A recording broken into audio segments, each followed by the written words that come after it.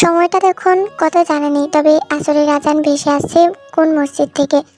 বাইরের পরিবেশ তখন ছেয়ে আছে সোনালি আভায়। সেই সোনালি কিরণ এসে প্রবেশ করছে রুমের ভেতর। বেডের এক কোনায় নিজেকে গুটিয়ে বসে আছে তে। ঠিক তার সামনে সোফায় পায়ের উপর পা তুলে বসে আছে জাঙ্কুক। পুরো রুম জুড়ে শুধুই নিঃশ্বাসের শব্দ ব্যতীত কোনো শব্দ নেই। তে জ্ঞান ফেরার পর থেকেই জাঙ্কুককে এভাবে বসে থাকতে দেখে ভয়ে সেও নিচুপ হয়েছিল এতক্ষণ। আরও কিছুক্ষণ এভাবেই চলার এক পর্যায়ে মুখ খুলল তে। ভয়ে ভয়ে সাহসিকতার পরিচয় দিতে বলল, একদম আমার সাথে দাদাগিরি করবেন না, খবরদার। যদি আমাকে বকেছেন তো আমি আমি কিন্তু বাপের বাড়ি চলে যাব।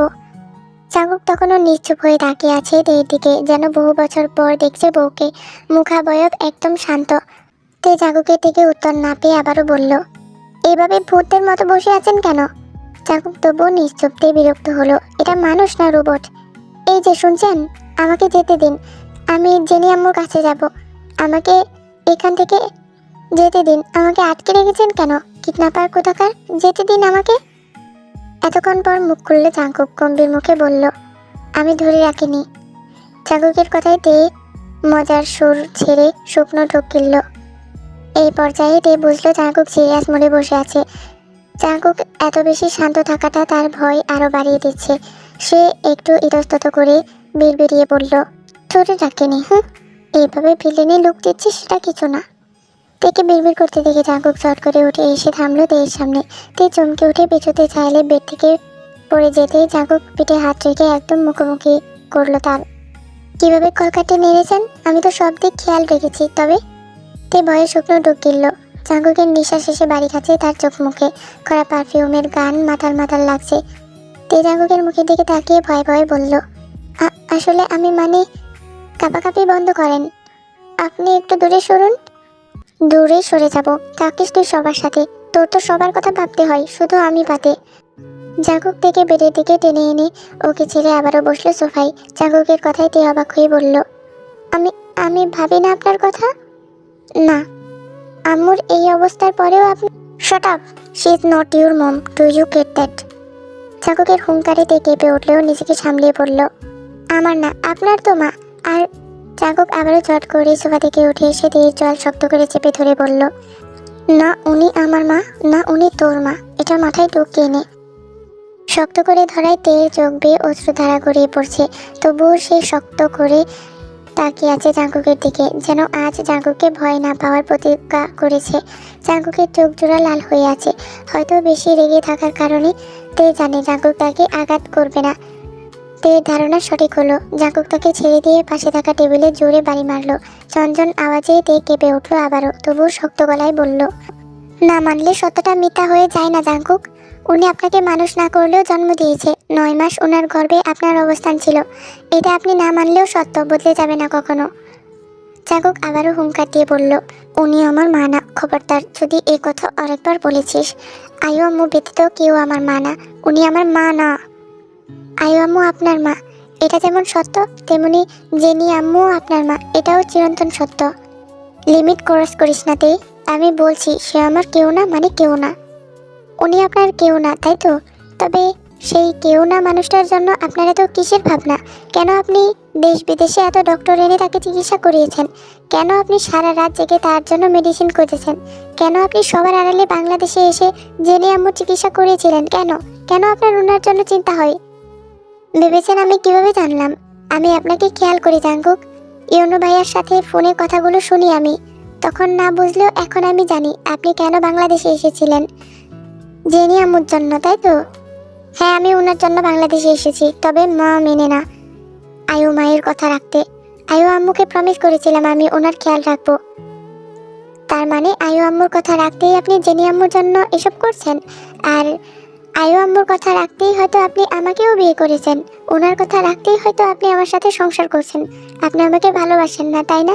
শুধু কথা রাখতেই আপনি আমাকে ভালোবাসার নামে আগলে রেখেছেন। তুই ওনার সাথে নিজের তুলনা করছিস? তবে বুঝতে পেরেছি আপনি ওয়াদা করলে তা পালন করেন। মানতেই হচ্ছে জীবন জাঙ্কুক কথা দিয়ে কথা রাখে। তার কথার বরখেলাপ হয় না, খুব নিখুঁতভাবে তার দায়িত্ব পালন করে। জাঙ্কুক রাগান্বিত স্বরে ক্রোধ হয়ে বলল, ঠিক বুঝেছিস তুই। তোর আমার চেয়ে ওনার প্রতি বেশি টান, তাই না? তো যা যা তুই, আজ থেকে তোকে আমি আর আটকাবো না, যা ইচ্ছা কর। এখন যা যা আমার চোখের সামনে থেকে, নয়তো জীবন হারাবি। জাঙ্কুকের ভয়ঙ্কর হুঙ্কারিতে কেঁপে কেঁপে উঠল।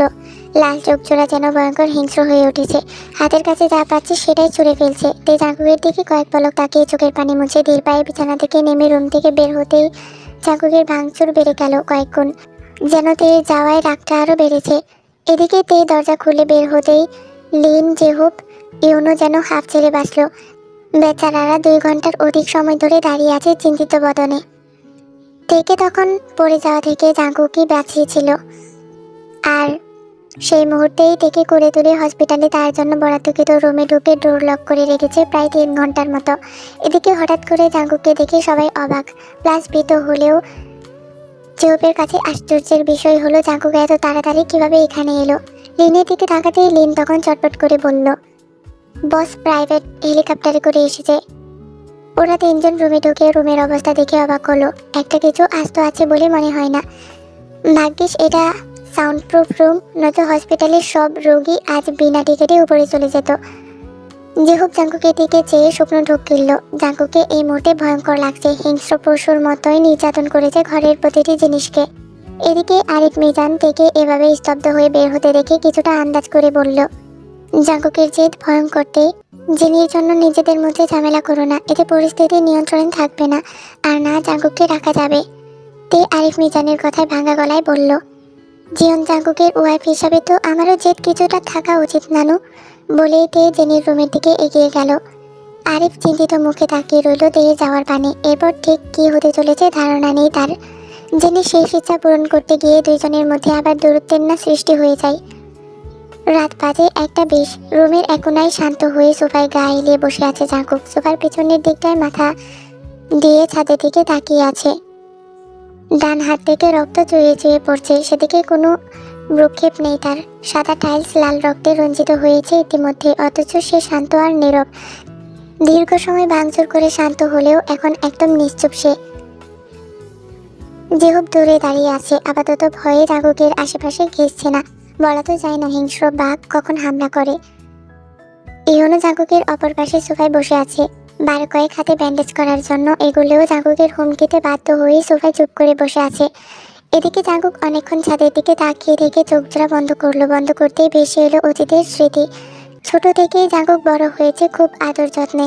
মা বাবা, ভাই, দাদু দাদি, নানা নানু সব মিলিয়ে স্বাভাবিক একটা পরিবার তার সামনে রেখেছিল সবাই।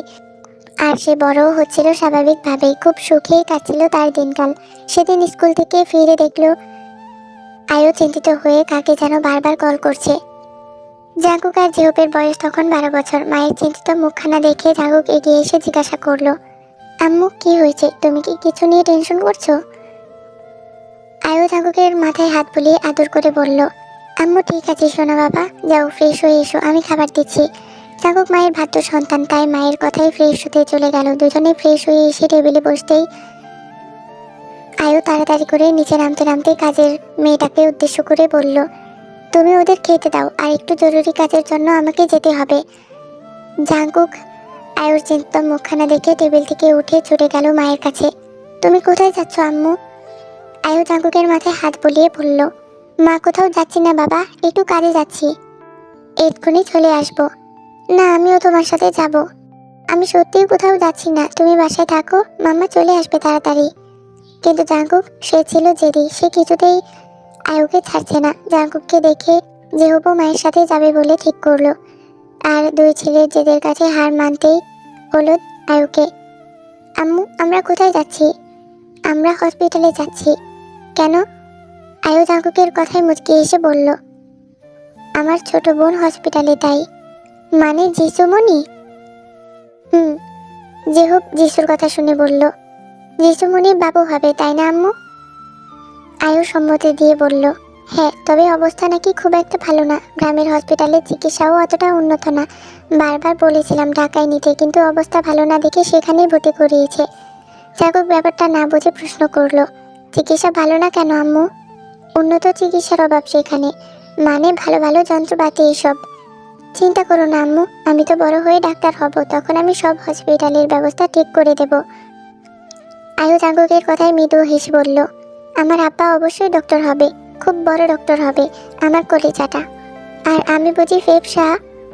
জিহুপের কথায় আয়ু হেসে বলল, তুমি জাঙ্কুক দুজনেই আমার কলিজা। গাড়ি হসপিটালে পৌঁছাতে পৌঁছাতে সময় লাগলো 2 ঘন্টার মতো। জাঙ্কুক মায়ের সাথে একটা রুমে ঢুকতেই ভেসে এলো সদ্য জন্মানো বাচ্চার কান্নার শব্দ। জাঙ্কুক এদিক ওদিক তাকিয়ে কান্নার উৎস খুঁজতেই নজরে এলো তোয়ালে মোড়ানো ছোট একটা বাচ্চা। গোলাপি তোয়ালে দিয়ে মুড়িয়ে রেখেছে তাকে। কান্নার কারণে গাল আর মুখ গোলাপি বর্ণ ধারণ করেছে।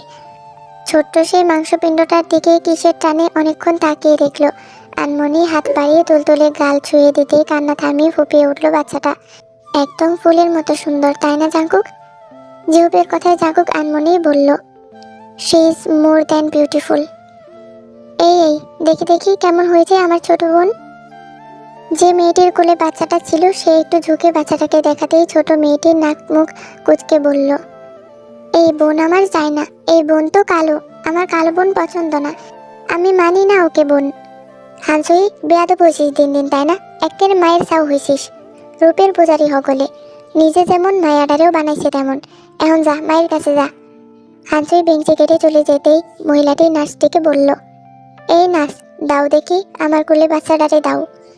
নার্স মেয়েটি বাচ্চাটাকে দিতেই মহিলা গাল ভরে হাসলেন।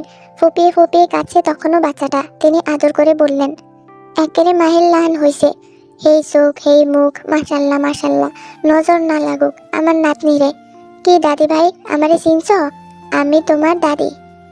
একটু হাইসা দেখাও তো দাদি রে। কান্তাছো কেন, কিদা লাগছে? ওরে আমার দাদিমণি, একটু পরেই আম্মা তোমারে খাইতে দিব। কিন্তু বাচ্চাটি আরো জোরে কেঁদে উঠল। খাওয়ার জন্য বাচ্চাটি কাঁদছে শুনে জাঙ্কুক উদ্বিগ্ন হয়ে মহিলাটির কাছে গিয়ে বলল, ওকে কেন খেতে দিচ্ছেন না, ও তো কাঁদছে। তের দাঁড়িয়ে ইয়োনা বেগম পাশ ফিরে তাকাতে দেখলো দুজন ছেলে দাঁড়িয়ে আছে। মাস্ক পরিহিত ছেলে দুইটার দিকে তাকিয়ে তিনি জাঙ্কুককে উদ্দেশ্য করে বলল, তুমি কি বিদেশি নাকি? জাঙ্কুকের জবাব ছিল, নো, আমি বাংলাদেশি। আচ্ছা, তই তুমি কেডা? আমার পরিচয় আপনি পরেও জানতে পারবেন, আগে ওকে কিছু খাওয়ান। সেই থেকেই কেঁদে যাচ্ছে। ইয়োনা বেগম জাঙ্কুকের চিন্তিত মুখটা দেখে হেসে বলল, ওর মা এলে ওরে খাওয়াবে। তো ওর আম্মুকে ডাকুন, ওর মায়ের তো এখনো জ্ঞান ফিরে নাই। জাঙ্কুক কিছু বলার আগে ভেসে এলো আয়ুর কণ্ঠস্বর, জাঙ্কুক যে হোক, উনি হলেন তোমাদের জিসুমনির শাশুড়ি। আর আন্টি, ওরা আমার 2 ছেলে, জাঙ্কুক আর জেহুপ। ও তাই তো, কই তোমার ছেলে 2খানা মাশাল্লাহ ভালোই। জি, দোয়া করবেন ওরা বড় হয়ে যেন মানুষের মতো মানুষ হয়। অবশ্যই, এটা কেমন লাগে? খুব বড় হও তোমরা। হনো, বলছি যিশুর হুঁশ আইছে? বাচ্চা তো কান্দে। না, এখনো জ্ঞান ফেরেনি। ওকে না হয় আমাকে দিন, আপনি একটু আরাম করুন, অনেক দৌড়াদৌড়ি করেছেন। আয়ু বাবুটাকে কোলে নিয়ে চুপ করানোর চেষ্টা করলেও বাচ্চাটা কাঁদছে। জাঙ্কুক বেশ কিছুক্ষণ পর বাচ্চার কান্না সহ্য করতে না পেরে ছুটে এলো। আম্মু, ও এত কাঁদছে কেন, আর কত কাঁদবে? আয়ু জাঙ্কুকের চিন্তিত মুখটা দেখে বলল, যিশুমনির হুঁশ আসলেই ও থেমে যাবে। জাঙ্কুক তবুও কোনো এক অজানা টানে ওর কান্না সহ্য করতে পারছে না, তাই আয়ুকে বললে, আম্মু, ওকে আমি একটু কোলে নেই। আয়ু জাঙ্কুকের দিকে অবাক দৃষ্টিতে তাকিয়ে বলল, তুমি পারবে? আমি পারবো আম্মু, প্লিজ ওকে দাও। আয়ু জাঙ্কুকের কোলে ছোট দেহটি দিতে জাঙ্কুক খুব যত্নে সহকারে কোলে নিল। অবাক করা বিষয় হলো বাচ্চাটি এখনো কাঁদছে, তবে ঠোঁট উল্টে কাঁদছে, যেন জাঙ্কুককে অভিযোগ করছে তাকে কেন খেতে দেওয়া হচ্ছে না। তার তো খুব খিদা পেয়েছে। জাঙ্কুক বেশ কিছুক্ষণ অমন ঠোঁট ফোলানো দেখে ফিক করে হেসে উঠল। জাঙ্কুক আসার মিনিটের মধ্যে বাচ্চাটি জোরে জোরে কান্না করে দিল। জাঙ্কুক হতবাক হয়ে ওর কান্না থামানোর উদ্দেশ্যে বলল, কাঁদে না little girl, don't cry, please please don't cry. দেখো, I am sorry, sorry sorry, আমি আর হাসবো না তোমার উপর, sorry, please don't cry. J Hope জাঙ্কুকের অবস্থা দেখে বলল, কোনোদিন আমার জন্য তো এমন অস্থির হোসনি ভাই, তাও নাকি সরির বন্যা বয়ে দিচ্ছিস একদিনও বয়স না হওয়া এই পিচ্ছির জন্য। জাঙ্কুক বিরক্ত কণ্ঠে বলল, চুপ করবি? জেহুপ ব্যঙ্গ করে বলল, আম্মুর সামনে খুব ইনোসেন্ট হয়ে ঘোরো তুমি, আসলে তুমি যে কি চিজ ভাই। জাঙ্কুক জেহুপের কথায় তোয়াক্কা না করে বাচ্চাটিকে নিবিড়ভাবে কোলে রেখে আলতো করে দোলাতেই কিছুক্ষণের মধ্যে বাচ্চাটা ঘুমিয়ে পড়লো। ঘুমন্ত অবস্থায় বাচ্চাটিকে একদম শান্ত দেখালো। ছোট একখানা মুখ, ঘন কালো চুল, চোখের ঘন কালো পাপড়ি। জাঙ্কুক বাচ্চাটিকে দেখার মাঝে বাচ্চাটি ঘুমিয়ে হেসে উঠল। জাঙ্কুক 2 চোখ ভরে দেখলো সেই নজর কাড়া হাসি, যে হাসিতে সে প্রথম ঘায়েল হয়েছিল সদ্য জন্মানো সেই বাচ্চার প্রতি। সেদিন অনুভব করেছিল অসীম মায়া, যে মায়া আজও তার কাটেনি। আজও সেই কাঁদো কাঁদো মুখখানা, ঠোঁট উল্টে কান্না, আর সেই মারাত্মক হাসি তাকে বন্দি করে রেখেছে মেয়েটার মায়ায়। সে শত চেষ্টার পরেও পারেনি সেই মায়াজাল থেকে পালাতে, আর হয়তো পারবেও না। এভাবেই আটকে থাকবে মায়াবতীর মায়াজালে আজীবন, শেষ নিঃশ্বাস পর্যন্ত। রাত তখন কয়টা বাজে জানা নেই, তবে মধ্যরাত। চারদিকে শুধুই নিস্তব্ধতা ঘিরে রেখেছে। অনেকেই জেগে আছে যেহেতু হসপিটাল, তবে এই ফ্লোরের পরিবেশ বেশ শান্ত। ভিআইপি এরিয়া হওয়ায় লোক সমাগম কম, নেই বললেই চলে। তে ধীর পায়ে এসে দাঁড়ালো জাঙ্কুকের রুমের সামনে। নেম প্লেটে ইংরেজি বড় অক্ষরে লেখা জিয়ন জাঙ্কুক, উপরের দিকে লেখা রেস্ট রুম। তে একবার দরজার দিকে তাকিয়ে দীর্ঘ নিঃশ্বাস ফেলল। দরজার পাসওয়ার্ড সিস্টেম, 3 বারের অধিক ভুল পাসওয়ার্ড দিলে সিকিউরিটি অ্যালার্ম বেজে উঠবে। তে অনেকক্ষণ ভেবে জাঙ্কুকের নাম্বারের শেষে 6 ডিজিট বসালো, কিন্তু পাসওয়ার্ড ভুল বলছে। তে এবার নিজের নাম্বারের শেষে 6 ডিজিট বসালো, তবুও রং বলছে। আর একবারই সুযোগ, এরপর আর সুযোগ নেই। তে বেশ কিছুক্ষণ ভাবনা চিন্তা করে জাঙ্কুক আর তের জন্ম তারিখ বসালো। সাথে সাথেই ডোর আনলক হয়ে গেল। তে চমকে উঠল। ধীর পায়ে রুমে ঢুকে দেখলো পুরো রুম অন্ধকার, ড্রিম লাইট চলছে। আবছা আলোয় তে বেডের দিকে এগিয়ে গেল। লাইট জ্বালালো না, যেন জাঙ্কুকের ঘুম না ভাঙে। তে ধীর পায়ে এসে বেডের কাছে দাঁড়ালো। জাঙ্কুকের চোখের উপর এক হাত দিয়ে ঘুমিয়ে আছে। আবছা আলোয় তে জাঙ্কুকের হাতের দিকে তাকালো। হাতের রক্ত জমাট বেঁধেছে। তে খুব ধীরে তার সাথে আনা ফার্স্ট এড বক্সটা নিচে রেখে ফ্লোরে বসে পড়লো। বেডে রাখা হাতটা দেখার জন্য মুখ বাড়িয়ে ভালো করে দেখলো কি অবস্থা করেছে হাতটার। তে চোখ বেয়ে নোনা জল গড়িয়ে পড়লো। তুলায় স্যাভলন ভিজিয়ে আলতো করে ফু দিয়ে দিয়ে হাতটা পরিষ্কার করলো, যাতে জ্বললে জাঙ্কুক উঠে না যায়। পরিষ্কার করে মলম লাগিয়ে ব্যান্ডেজ করে ব্যান্ডেজের উপর ঠোঁট ছোয়ালো। চোখের পানি কয়েক ফোঁটা গিয়ে পড়লো সেই ব্যান্ডেজের উপর। তে জাঙ্কুকের হাতের প্রতিটি আঙ্গুলে আলতো করে চুমু দিয়ে ধীরে আওয়াজে বলল, আম সরি, এসব আমার জন্য হয়েছে। আমি ওইসব উল্টাপাল্টা কথা না বললে। আম সরি, প্লিজ আমাকে ভুল বুঝবেন না, প্লিজ। আমি শুধু আপনার অস্থিরতা দূর করতে চেয়েছি।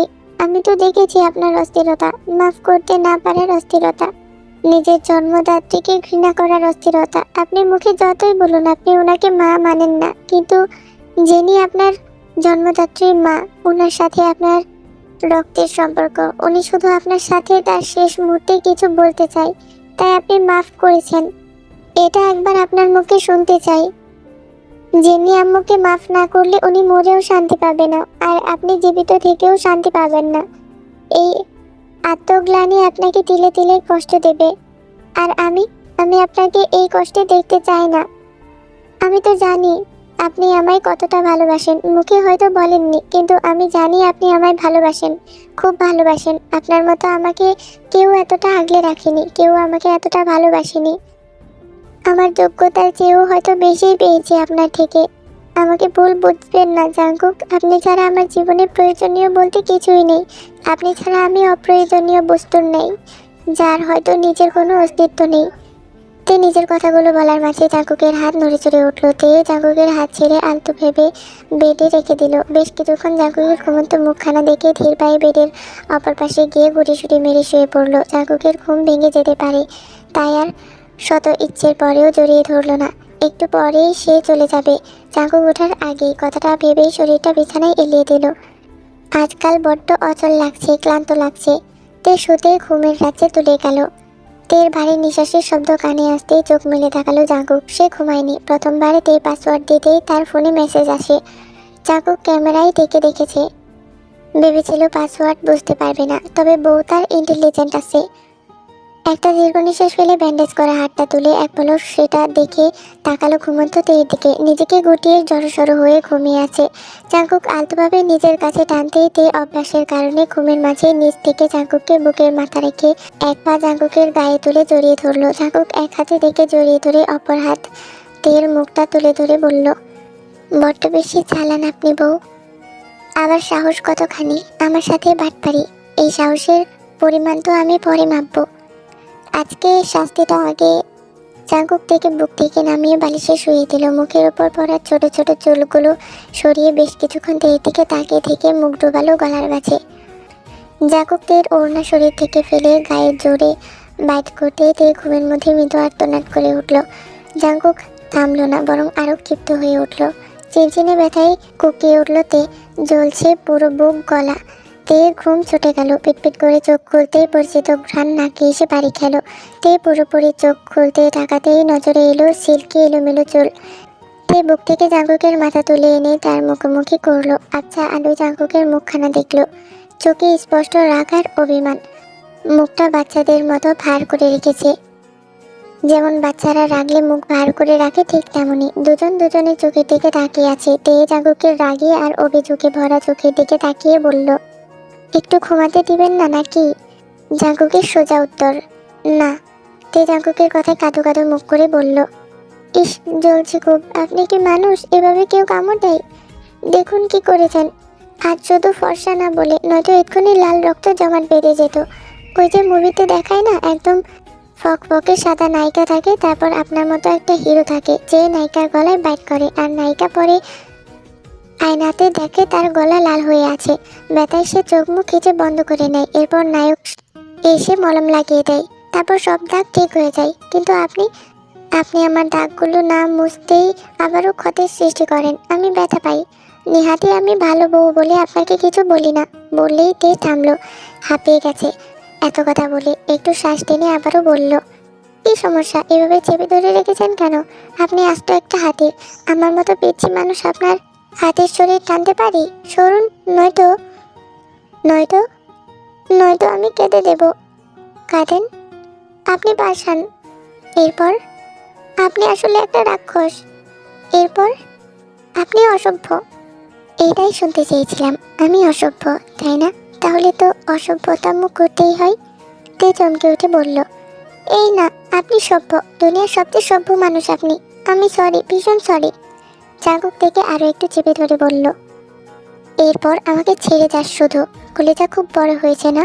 একদম টেনে বের করবো বলে দিলাম। ও মা, আমি কখন ছেড়ে গেলাম? আপনিই তো বললেন চলে যা এখান থেকে। আমি বললেই তুই কেন যাবি? কেন যাব না? কেন যাবি? যাব নাই বা কেন? যেতেই বা হবে কেন? আপনি বলেছেন তাই। বলেছি বলেই চলে যাবি? তে জাঙ্কুকের অভিমানী সুর শুনে জাঙ্কুকের গলার দুপাশে দুহাত দিয়ে ধরে মুখটা এগিয়ে এনে কপালে কপাল থেকে আলতো হেসে বলল, ও প্রিয়, ও প্রিয়, তুমি ছাড়া যাবো কোথায় বলো? তুমি ছাড়া যাবো কোথায়? না আমি কোথাও যাব না, আপনাকে কোথাও যেতে দেব। জাঙ্কুক রুকুজকে বলল, কনফিডেন্স 100 ভাগ। জাঙ্কুক সব বলে আলতো হেসে বলল, যদি চলে যাই শেষ করে ফেলবো। কাকে? আমাকে বুঝি? হুম, নিজেকে। জাঙ্কুক থমকালো। এতক্ষণে শান্ত হওয়া মাথাটা দপ করে জ্বলে উঠল। তেজ জল শক্ত করে চেপে ধরে দাঁতে দাঁত পেশে বলল, খুব কথা শিখেছিস তাই না? তে জাঙ্কুকের হাতের উপর হাত রাখতে জাঙ্কুকের হাত নরম হয়ে এলো। তে জাঙ্কুকের হাতখানা টেনে ঠোঁট ছুঁয়ে দিয়ে বলল, আপনি আমাকে ছেড়ে চলে গেলে আমার নিঃশ্বাসও আপনাকে ছেড়ে চলে যাবে প্রিয় রাক্ষস মশাই। যাব না, যেতে দেব না। আরে আমি তো যাবই না। আরে আমিও যেতেই দেব না। জাঙ্কুক এবার ফিক করে হেসে উঠল। তে মুগ্ধ হয়ে তাকিয়ে রইল সেই হাসির দিকে। আবছা আলোয় ফর্সা মুখখানার দিকে চেয়ে থেকে মুচকি হেসে গিয়ে উঠল, চেয়ে থাকি তোমায় শুধু দেখি, কি আছে তোমার মাঝে, বলো কি আছে তোমার মাঝে, কাছে যদি ডাকো পাশে যদি রাখো, কিছুই আমি চাই না যে, আরে কিছুই আমি চাই না যে, এক নিঃশ্বাসে এক বিশ্বাসে, এক নিঃশ্বাসে এক বিশ্বাসে, তোমার মাঝে আমি বেঁচে রব, এক বিন্দু ভালোবাসা দাও, আমি এক সিন্দুর হৃদয় দেব, এক বিন্দু ভালোবাসা দাও, আমি এক সিন্দুর হৃদয় দেব, মনে প্রাণে আছো তুমি, চিরদিনই আমি তোমার রব, এক বিন্দু ভালোবাসা দাও, আমি এক সিন্দুর হৃদয় দেব। তো পাখিগণ বকাচকর কি গেলাম আমি নিজে জানি না তোমরা। মনে হয় টাটা আল্লাহ হাফেজ, তাহলে জায়গাটা টাটা আল্লাহ হাফেজ, বাইরে জানিও।